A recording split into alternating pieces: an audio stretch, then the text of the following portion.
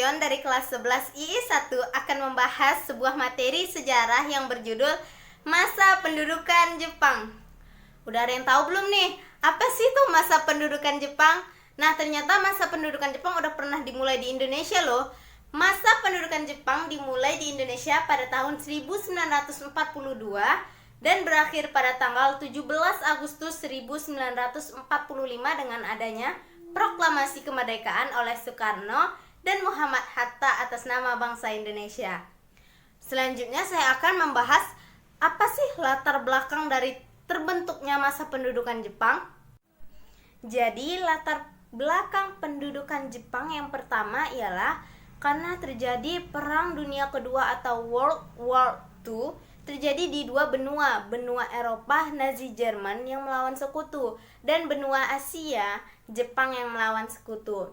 Latar belakang yang kedua ialah Jerman dan Jepang berpaham fasisme, ingin menguasai negara-negara yang ada di dunia.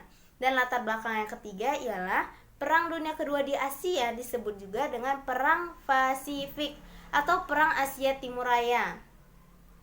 Perang Dunia Kedua di Asia dimulai pada tanggal 8 Desember 1941 saat tentara Jepang Dai Nippon mendadak menyerang Pearl Harbor di Hawaii. Selanjutnya saya akan membahas apa sih alasan kependudukan Jepang ada di Indonesia, apa sih faktor-faktornya. Faktor yang pertama ialah Indonesia kaya akan hasil tambang. Hal ini untuk menunjang keperluan perang. Yang kedua, Indonesia memiliki bahan mentah. Hal ini untuk dijadikan bahan industri bagi Jepang. Dan yang ketiga ialah Indonesia terdapat tenaga manusia atau sumber daya manusia atau manpower untuk menunjang usaha Jepang. Yang keempat, ambisi Jepang untuk mewujudkan Hakoichiu, yaitu pembentukan imperium bagian besar dunia yang dipimpin oleh Jepang. Dan yang kelima ialah kepentingan migrasi, maksudnya wilayah Jepang yang sempit dan penduduknya yang banyak sehingga dibutuhkan tempat bagi pemerataan penduduk. Dan yang terakhir saya akan membahas akibat pendudukan Jepang bagi Indonesia. Akibatnya terdapat di 5 bidang. Bidang pertama ialah bidang ekonomi, bidang pendidikan, bidang politik, bidang sosial budaya, dan bidang birokrasi dan militer. Pertama saya akan bahas terlebih dahulu bidang ekonomi akibatnya. Akibatnya yang pertama ialah pembentukan barisan Romusa dengan panitia pengarahan Romuk Yokai di setiap daerah. Yang kedua ialah pengarahan tenaga kerja dari sukarela menjadi paksaan. Yang ketiga ialah masyarakat diwajibkan melakukan pekerjaan yang dianggap berguna bagi masyarakat luas. Yang kedua saya akan bahas bidang pendidikan. Akibatnya yang pertama ialah para pelajar diwajibkan menggunakan bahasa dan mempelajari bahasa Jepang. Yang kedua ialah para pelajar harus mempelajari adat istiadat Jepang, lagu kebangsaan Jepang Kimigayo, dan gerak badan. Yang ketiga ialah bahasa Indonesia mulai digunakan sebagai bahasa pengantar. Di bidang ketiga ialah bidang politik. Yang pertama akibatnya ialah melarang penggunaan bahasa Belanda dan mewajibkan penggunaan bahasa Jepang.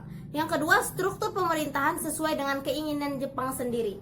Yang ketiga, melakukan seikirei setiap upacara bendera, yaitu penghormatan ke arah Tokyo dengan membungkukkan badan 90 derajat kepada Kaisar Jepang Tennoheika. Di bidang keempat, sosial budaya, akibatnya pertama ialah kesulitan proses komunikasi antar pulau dan dunia luar karena semua sistem komunikasi dikendalikan oleh Jepang.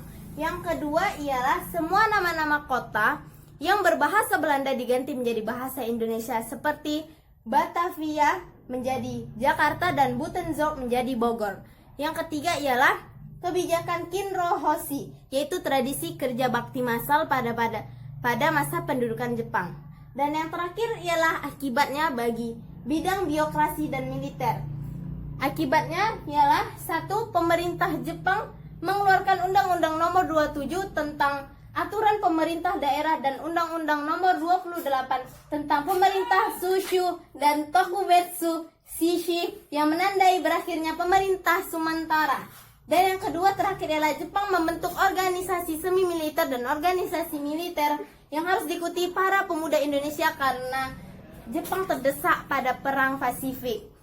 Demikian video saya, pembahasan saya. Lebih kurangnya saya mohon maaf. Kepada Allah saya mohon ampun. Wabillahi taufik wal hidayah. Wassalamualaikum warahmatullahi wabarakatuh.